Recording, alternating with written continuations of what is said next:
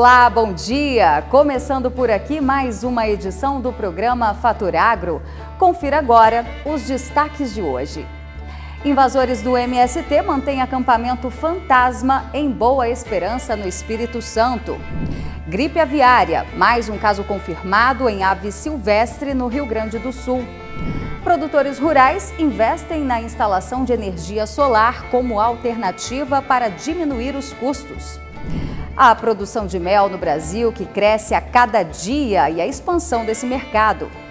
E vamos atualizar sobre a crise agrícola na Europa com a nossa correspondente internacional, Karina Micheli.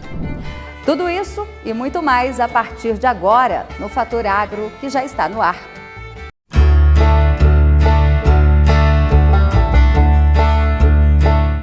E a gente já abre esta edição trazendo um alerta aos produtores rurais de soja e de milho. De acordo com a ProSoja Brasil, existe um risco de desabastecimento e a recomendação é para que os produtores não façam vendas imediatas e futuras. Os detalhes com o repórter Alan Pitts. Preocupada com o movimento de queda de preços, combinado com os elevados custos de produção e, infelizmente, com a queda de produtividade na safra atual, a ProSoja Brasil alerta os produtores de soja e milho sobre a importância de redobrar a cautela e os cuidados antes de fecharem negócios nos próximos meses. De acordo com Antônio Galvão, presidente da entidade, o risco de desabastecimento é real. Segundo ele, vai faltar grãos para alimentar o frango, suíno e o boi. Os animais vão ter de entrar em dieta, pois vai faltar soja e milho no Brasil, tanto para exportação quanto para o consumo. A entidade recomenda aos produtores que adotem prudência, que não realizem vendas imediatas nem vendas futuras, não adiantem compras por pressão das empresas e não façam investimentos ou programação para ampliação de área. Em especial, que não façam compras de fertilizantes, cujos preços aumentaram nas últimas 3 safras e ainda não voltaram ao patamar normal para uma boa relação de troca. Esta última recomendação vale também para sementes e defensivos. Com os preços atuais abaixo dos R$ 100 por saca, pela primeira vez em 3 anos, houve em média redução de 33% da receita da atividade em comparação com a safra passada. A estimativa de 149,5 milhões de toneladas de soja para a safra 2023-2024, divulgada pela Companhia Nacional de Abastecimento, CONAB, que representa uma redução de 3,8% em relação à projeção anterior, continua muito acima dos 135 milhões de toneladas estimados pela ProSoja Brasil, com base nos dados fornecidos por produtores associados das 16 AproSojas estaduais. E vamos agora ao nosso giro de notícias. A Confederação da Agricultura e Pecuária do Brasil, CNA, lançou o programa AgroBR Mulheres, uma iniciativa para apoiar pequenas e médias empresárias rurais que queiram exportar seus produtos. O AgroBR é um projeto realizado em parceria com a Agência Brasileira de Promoção de Exportações e Investimentos, Apex Brasil, que busca a internacionalização de produtos agropecuários brasileiros e a diversificação da pauta exportadora do país. O principal objetivo é engajar e preparar as mulheres do meio rural para alcançar resultados baseados em indicadores comerciais e de desempenho. O projeto foi estruturado com base em 3 pilares. O primeiro é estruturar um alicerce forte, onde elas possam adquirir conhecimento técnico e sejam instruídas para que consigam desenvolver habilidades e competências que ainda não possuem. O segundo pilar é a geração de negócios e o terceiro, a criação de conexões para promover a troca de experiências e criar uma rede de apoio a essas mulheres. Dados do governo federal mostram que o valor desembolsado do Plano Safra 2023-2024 de julho do ano passado até o fim de janeiro deste ano alcançou 270,9 bilhões, uma alta de 16% na comparação com o igual período do ciclo anterior. Segundo o balanço da Secretaria de Política Agrícola do Ministério da Agricultura, o montante corresponde a 62% do total disponível para a safra, de 435,8 bilhões de reais. Os financiamentos para custeio somaram 152 bilhões de reais, enquanto o valor concedido nas linhas de investimento foi de 62 bilhões no período.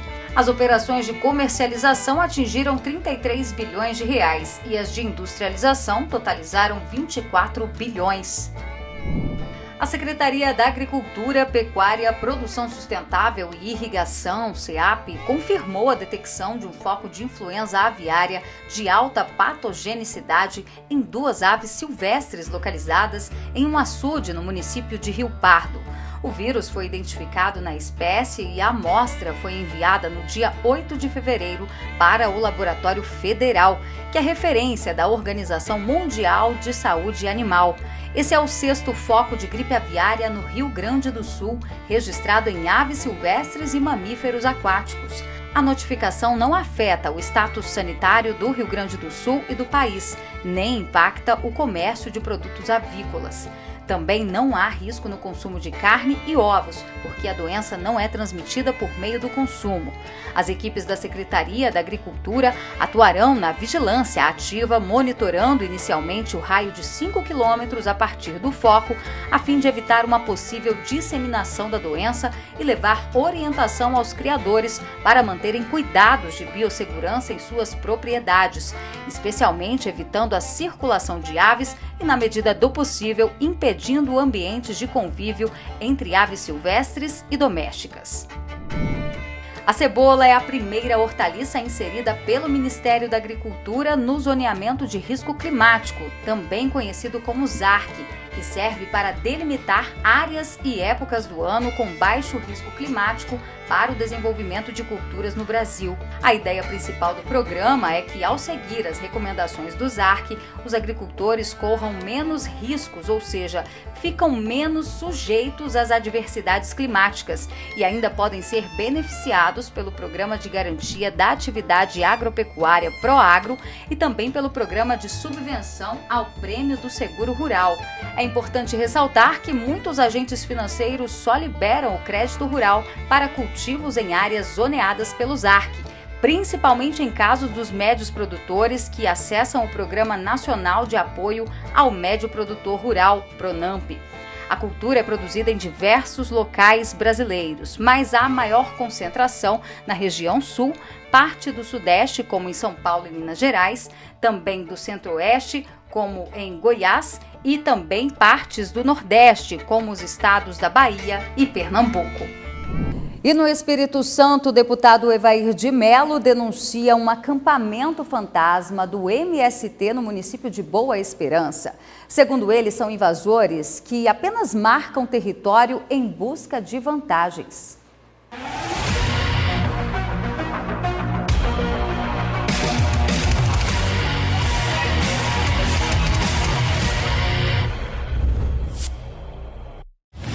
Eu continuo aqui, ó, dentro dessa ocupação, município de Boa Esperança. Quero mostrar para vocês o profissionalismo. Vocês verem ali atrás das faixas, aqui, ó, as barraquinhas, não tem ninguém durante o dia aqui. Não tem ninguém aqui, ó. Olha aqui como é que é, ó. Tudo abandonado durante o dia. Porque essas pessoas daqui ou são de outro assentamento, ou tem uma outra ocupação em algum lugar. Então vem aqui e monta a barraquinha, porque eles vendem a ilusão que vão ter algum tipo de benefício aqui. Mais 2 sendo montadas aqui, ó. Ó, mais duas sendo montadas aqui. Você vai vendo comigo, né, como que esse negócio aqui é um verdadeiro crime organizado. Realmente é um problema sério, porque olha, vamos ver o fundo comigo aqui, ó. Aqui, ó. Fogãozinho montado ali. Isso é tudo durante a noite. Eu tô aqui agora, não tem ninguém aqui. Ninguém. Aqui é a propriedade, tô dentro da fazenda aqui. Então eles vêm cá, monta a barraquinha deles. Vocês viram os fundos aqui, ó. Então fizeram aqui, ó. Esses fundos mais. Porque aqui possivelmente aqui, ó. Um galinheirozinho, caixa d'água. Eles só passam a noite aqui para depois fazer as conspirações deles.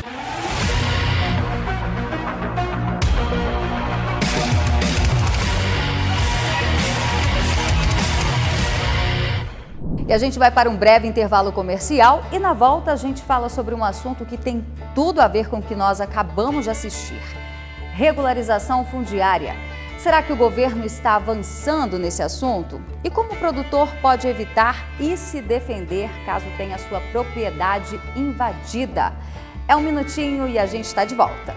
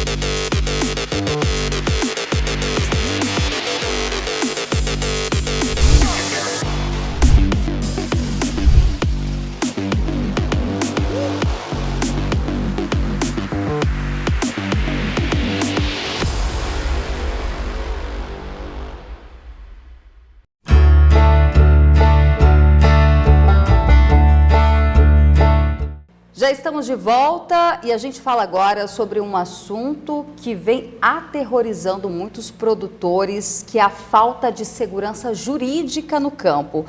E sobre esse assunto, a gente conversa agora com o advogado Bruno Guimarães. Bom dia, Bruno, bem-vindo ao Fator Agro. Bom dia, Berenice. Obrigado pelo convite, é um prazer estar aqui. Doutor Bruno, a gente já inicia essa entrevista querendo saber um panorama de como está a questão das novas titulações e também assentamentos pelo país.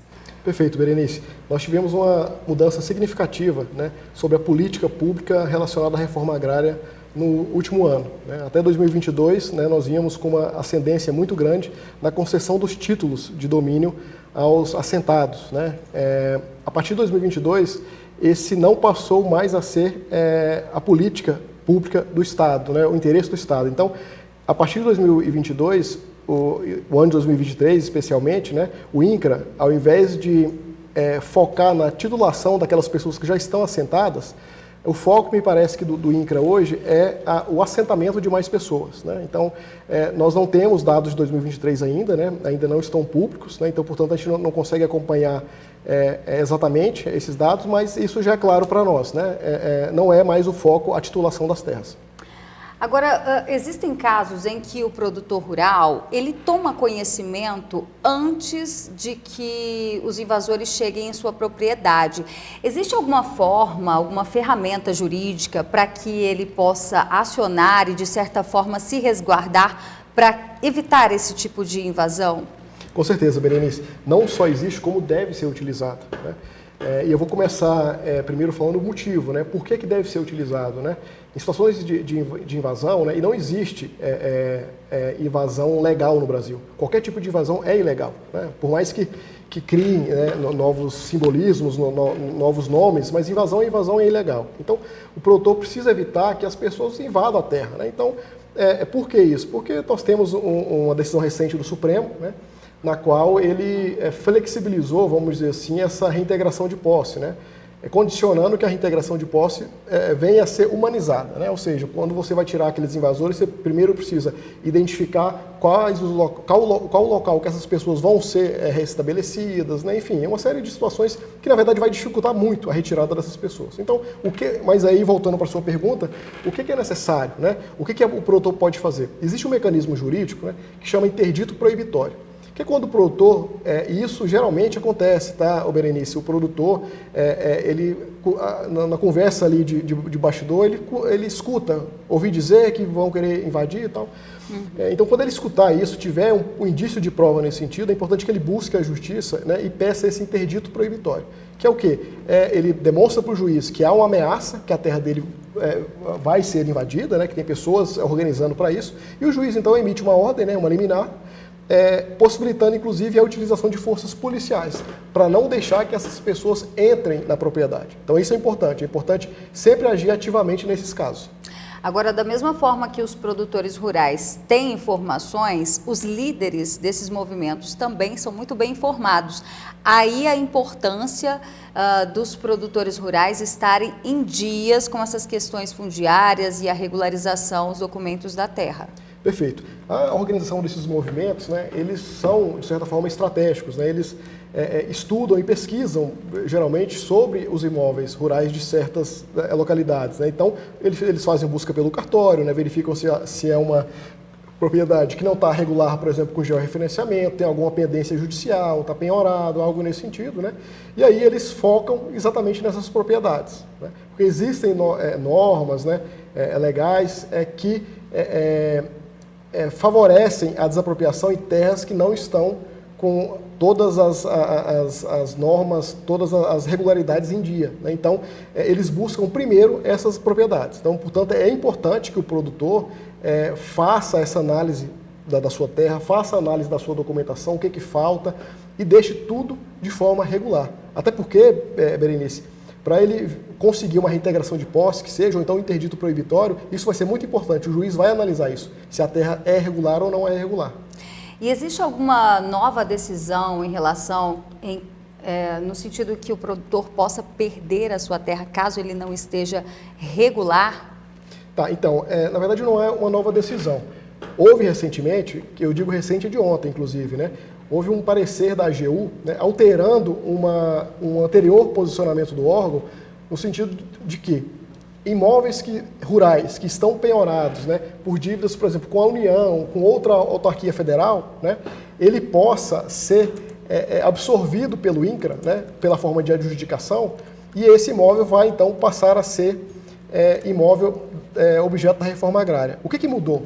Antes, era necessário que o INCRA que a dotação orçamentária fosse prevista, né? Fosse aprovado na lei de dotação orçamentária, o Congresso aprovasse aquela receita para o órgão. Então, ou seja, o INCRA ele só poderia, inclusive em casos de leilão judicial, né, absorver esses imóveis da União ou de outras autarquias se tivesse dotação orçamentária, né? E nós sabemos que hoje é um grande entrave do governo a lei de dotação orçamentária, né? O Congresso, exercendo o papel legítimo do Congresso, ele é quem controla a lei das diretrizes orçamentárias. Então, o novo parecer da AGU, o que ele diz hoje? Que não tem necessidade, porque já que o imóvel foi penhorado por uma dívida da União, então não teria acréscimo de despesa, né?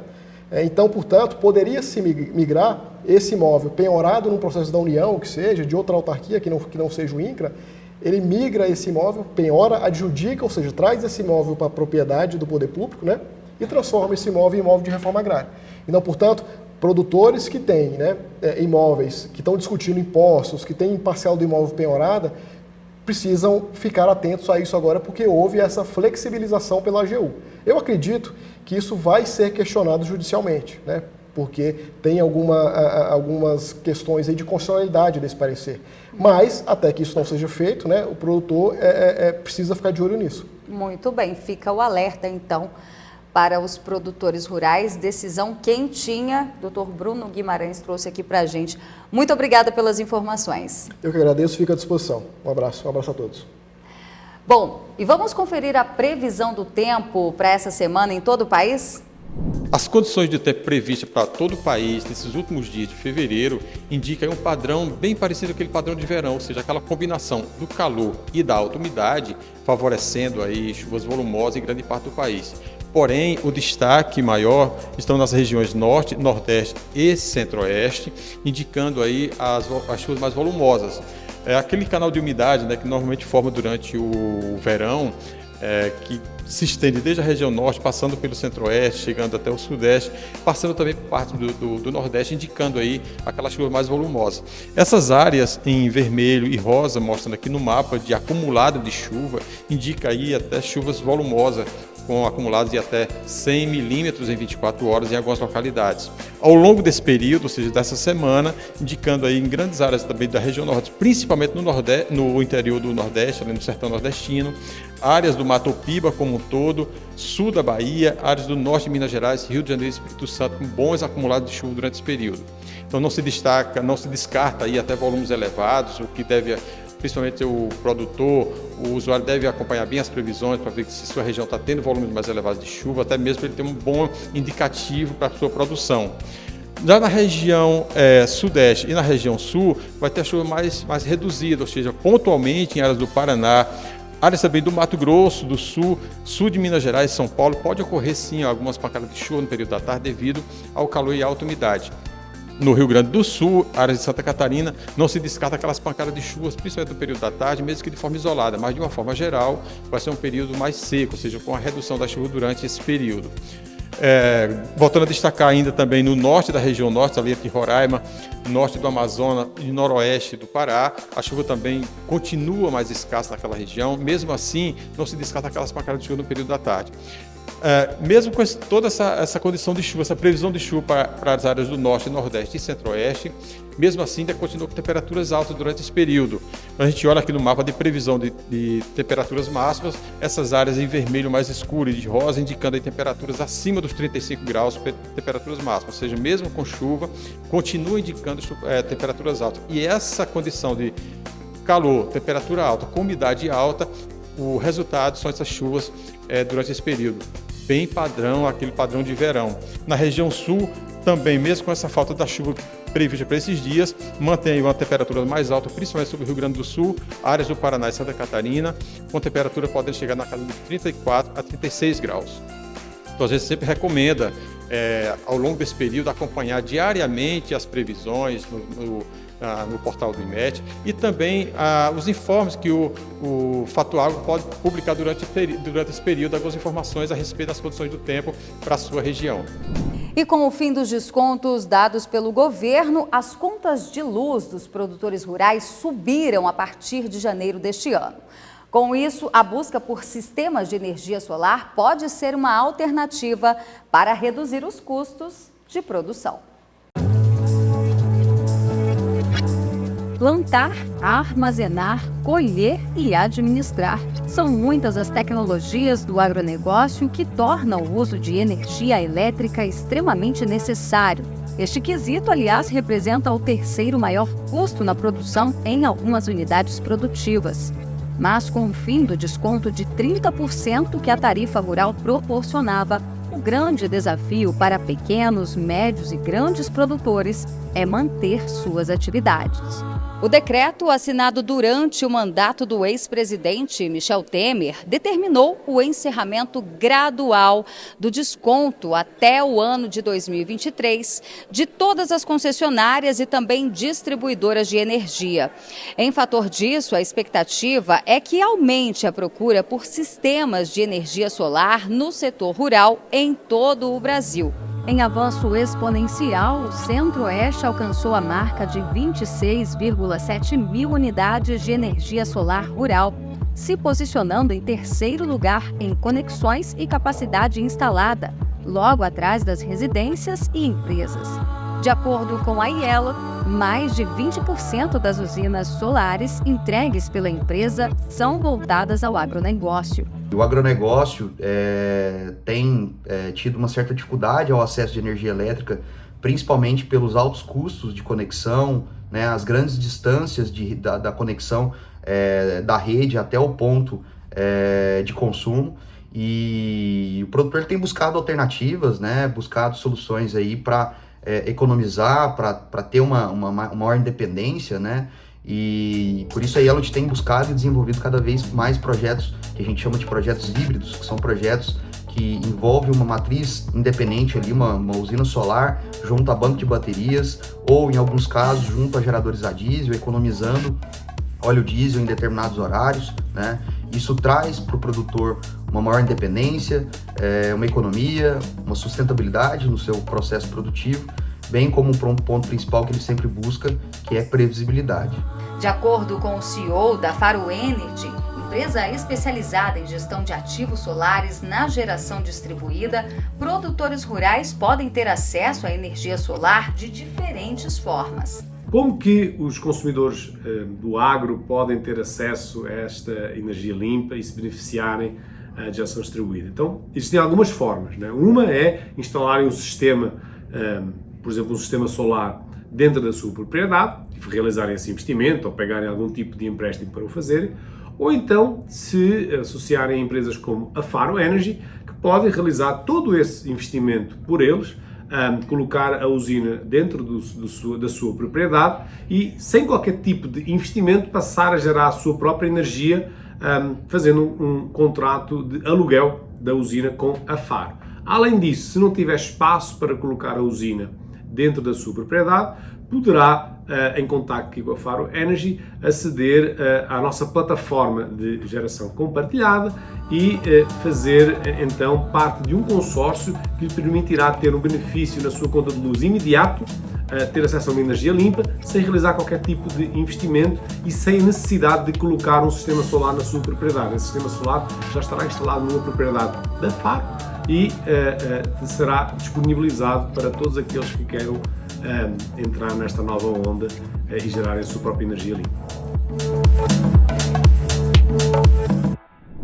Intervalo comercial e na volta vamos falar sobre a crise agrícola na Europa. E ainda, a produção de mel que vem ganhando cada vez mais espaço no mercado internacional. É um minutinho e a gente está de volta, não saia daí.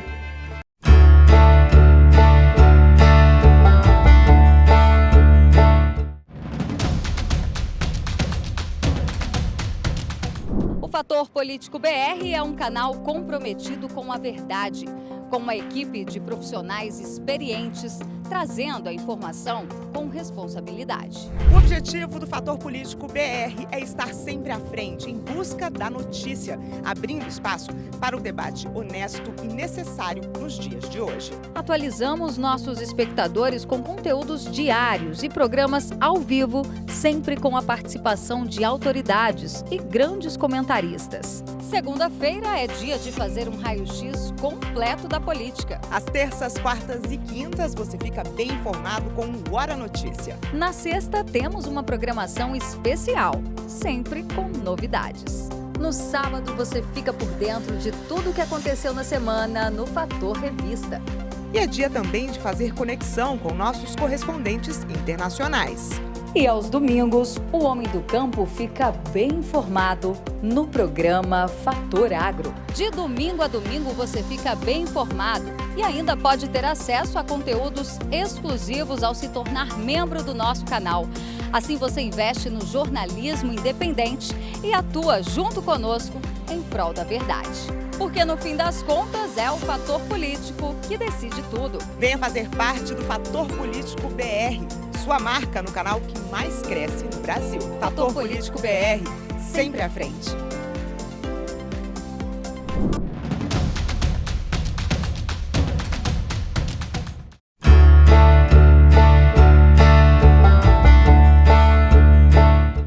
Produtores rurais continuam a onda de protestos contra o governo europeu. Agora, as manifestações se espalharam para outros países do bloco econômico e já atinge 15 países. Em resposta, a União Europeia suspendeu algumas medidas ESG que reúnem políticas de meio ambiente, responsabilidade social e governança. Em entrevista ao canal Fator Político, a correspondente Karina Michelin trouxe um panorama dos impactos dessa agenda verde que vem afetando o setor. Agora não é um momento de safra, né? Então eles estão aproveitando esse momento que eles, de qualquer maneira, eles estariam parados para se manifestar. Antes que seja tarde demais. Enfim, eles estão... As manifestações começaram já a partir de agosto, no verão de 2022, na Holanda, quando a Agenda 2030, que é a nova agenda climática, começa a entrar praticamente em vigor com os seus pontos, dizemos assim, de novas taxações, novas imposições, novas diretrizes, tudo isso para a mudança climática. Então, isso começou por causa das emissões de CO2, né, que eles dizem que é poluente, enfim, que desde quando os agricultores poluem, né? Isso é algo completamente surreal. São aqueles que mais cultivam a terra, que estão ali cuidando das suas terras, como que eles podem poluir alguma coisa, né? Então é aquela coisa, a vaca polui, o boi polui, o mugido do boi polui, eu não vou falar outras coisas aqui para não ser indelicada, mas para eles tudo isso é fator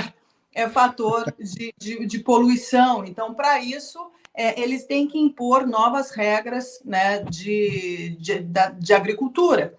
E não só as regras de agricultura, mas também as altas dos impostos, de taxas, né, de taxações que estão sendo implementadas agora aqui na União Europeia. O grande fato é que, para quem não sabe, a União Europeia é composta por 27 países. Cada país tem o seu governo. Por exemplo, aqui na Itália nós temos o governo da Giorgia Meloni, nós temos outros governos, então cada um tem seu governo, cada país tem seu governo, só que esses 27 países estão sob o guarda-chuva da União Europeia, que é o governo de Ursula von der Leyen, que é a presidente, né, da União Europeia, que está de mãos dadas aí com a agenda do globalista, né, 2030, e tudo isso vem sendo criado. Agora, aqui é importante a gente fazer uma retrospectiva, porque isso não acontece do nada. Isso acontece já com a pandemia. A pandemia já é o primeiro stage ali dessa Agenda 2030. Então, nós temos a pandemia, logo depois da pandemia nós temos a guerra entre a Rússia e a Ucrânia, isso é tudo organizado, tá? A guerra entre a Rússia e a Ucrânia, logo depois da guerra entre a Rússia e a Ucrânia, o que nós temos? Crise climática. Porque um vai encabeçando o outro, certo? Então, hoje nós estamos nesse processo, porque em relação a essas guerras que estão acontecendo, sobretudo entre a Rússia e a Ucrânia, temos o problema de abastecimento, né? O abastecimento de grãos e tudo mais.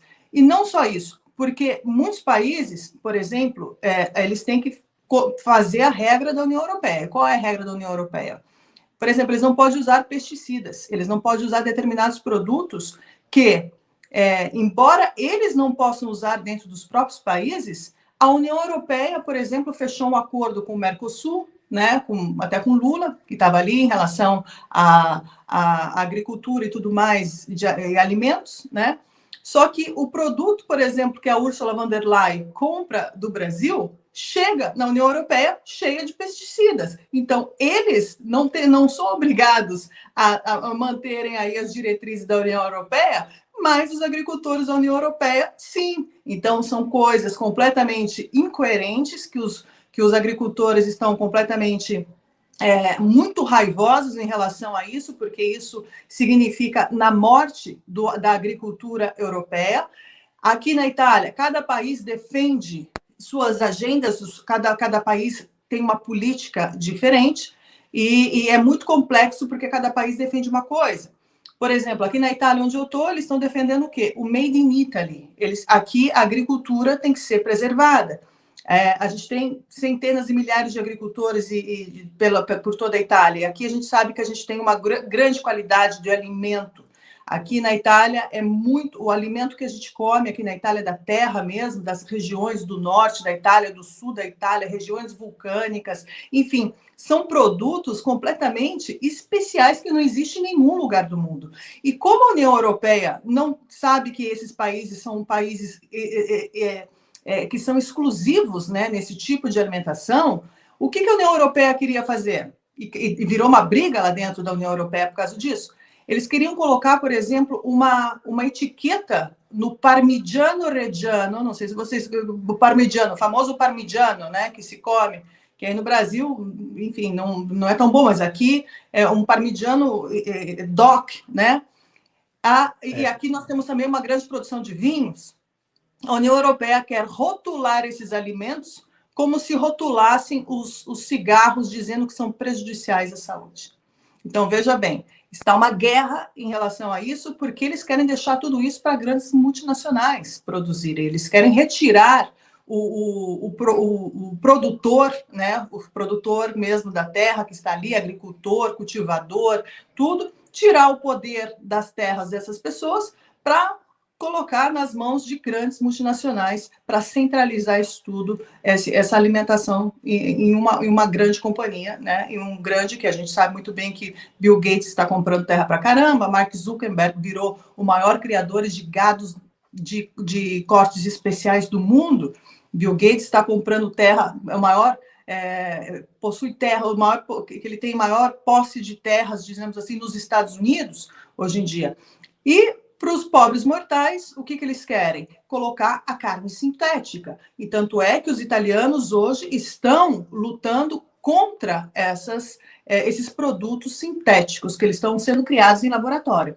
Porque a partir do momento que você cria esses produtos no laboratório, você está deixando de dar comida de qualidade à população. Se nós podemos produzir, por que não? Não, eles não querem que você produza, eles querem que você destrua o seu negócio. Aqui a gente está falando de centenas de anos, né, de pessoas, de famílias que passam de família para família esse cultivo, essas terras e tudo mais, e eles querem acabar com tudo isso. Então, essa é a questão, né, que está em jogo hoje, e é essa crise alimentar que cedo ou tarde vai bater na porta de todo mundo, porque é essa a intenção dos globalistas, que a crise alimentar venha, né, com tudo e a carestia chegue para os povos. Em Arapoti, uma pequena cidade no Paraná, se concentra a maior produção de mel do país. A Associação Brasileira dos Exportadores de Mel, ABMEL, destaca que a produção cresceu cerca de 80% nos últimos 10 anos. O repórter Alan Pitts é quem traz os detalhes. A produção de mel é uma tradição em Arapoti, cidade paranaense de 25 mil habitantes. São produzidas por ano mais de 900 toneladas de mel, segundo o balanço da Associação de Apicultores de Arapoti. Além do mel, os apicultores produzem própolis e cera.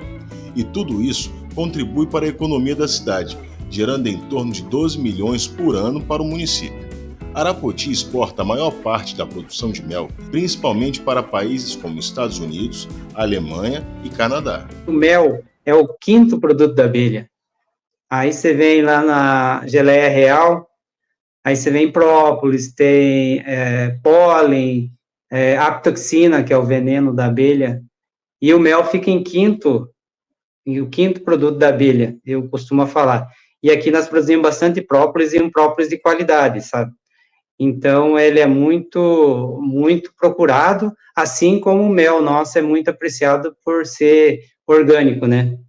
Então, a gente produz o mel, produz cera, produz própolis, e a gente quer partir para a geleia real, pólen e a apitoxina. O veneno, ele ainda no Brasil, ele é um pouco difundido, ele é pouco, vamos dizer assim, utilizado para o mercado brasileiro, no mercado nacional, mas ele é muito apreciado, sim, ele tem um valor significativo.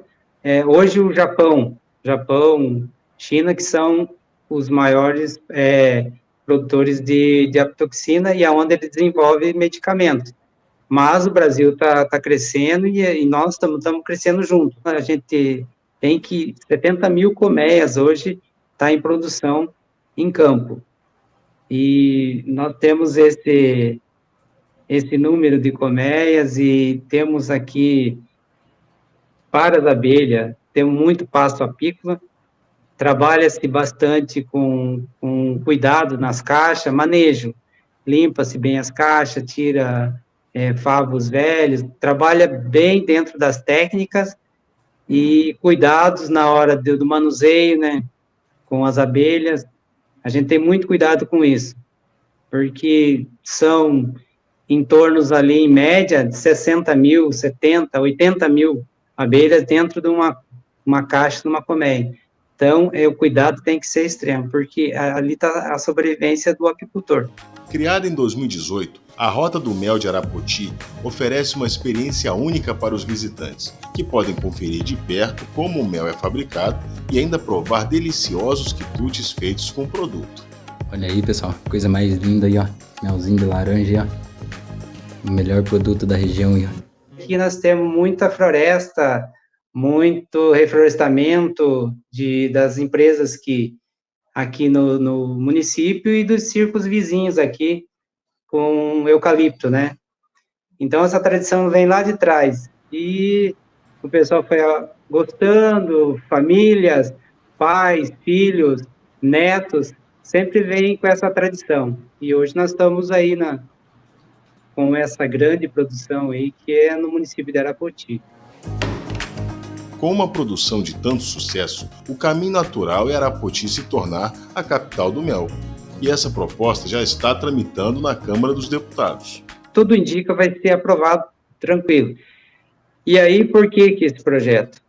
Porque Arapoti sempre é o maior produtor de mel, só que isso fica, vamos dizer assim, mais de boca. Então, teria que ter documento que comprovasse isso e que esse projeto pode abrir muitas portas para a gente, principalmente para a agricultura familiar, mais investimento, melhores condições para eles trabalharem.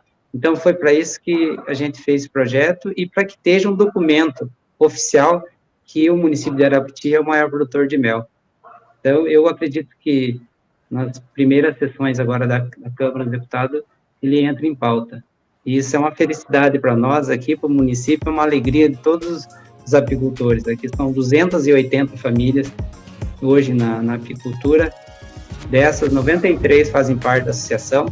E a gente está muito contente, está muito esperançoso. Então, a expectativa que esse título seja contemplado o município de Arapoti como o maior produtor de mel do Brasil.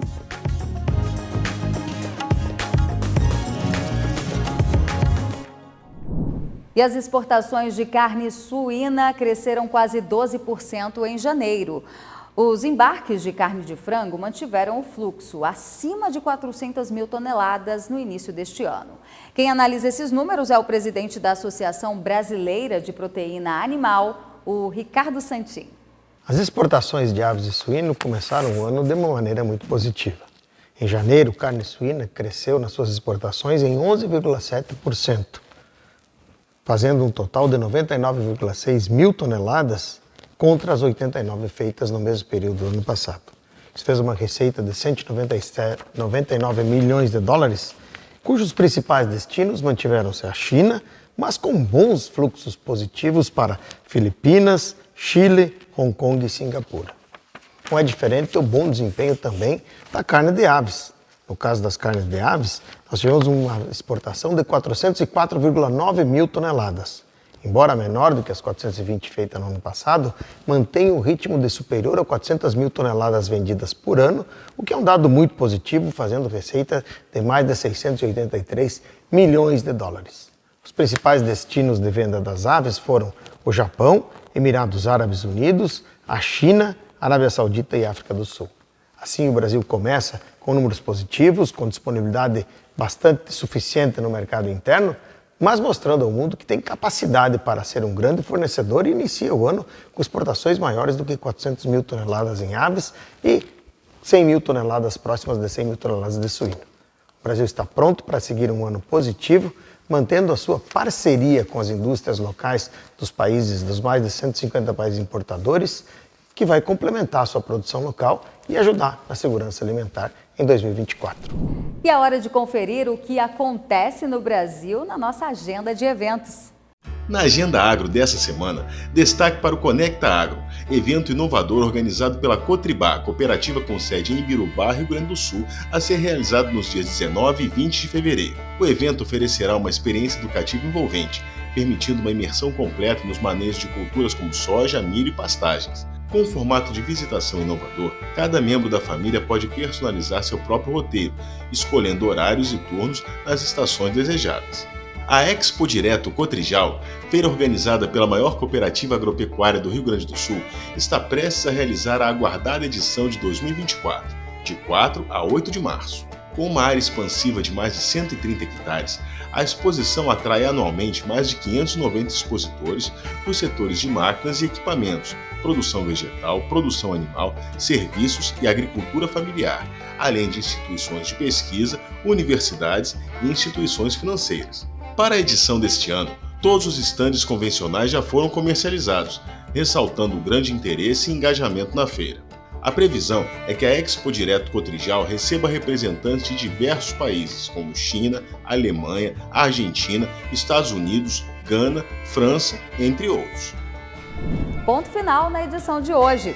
O programa Fator Agro volta na semana que vem e não se esqueça de curtir e compartilhar nas suas redes sociais. Semana que vem estamos de volta, trazendo as principais notícias que o homem do campo precisa saber.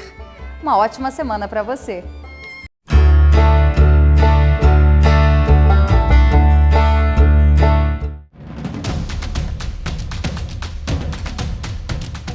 O Fator Político BR é um canal comprometido com a verdade, com uma equipe de profissionais experientes, trazendo a informação com responsabilidade. O objetivo do Fator Político BR é estar sempre à frente, em busca da notícia, abrindo espaço para o debate honesto e necessário nos dias de hoje. Atualizamos nossos espectadores com conteúdos diários e programas ao vivo, sempre com a participação de autoridades e grandes comentaristas. Segunda-feira é dia de fazer um raio-x completo da política. Às terças, quartas e quintas você fica bem informado com o Hora Notícia. Na sexta temos uma programação especial, sempre com novidades.